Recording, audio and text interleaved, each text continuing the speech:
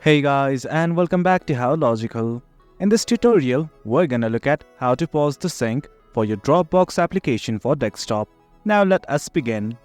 This right here is the application for Dropbox for your desktop.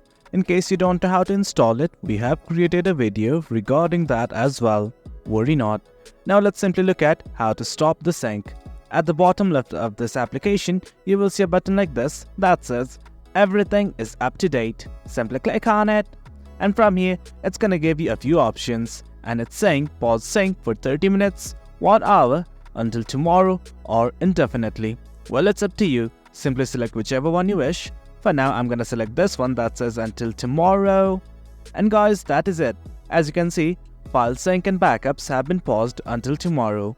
That's the gist of it, guys. That's how we pause sync for your Dropbox desktop application. Hope you guys found this video informative, and for more content like this, do remember to hit like, share and subscribe. Your support fuels us. Until next time, thank you.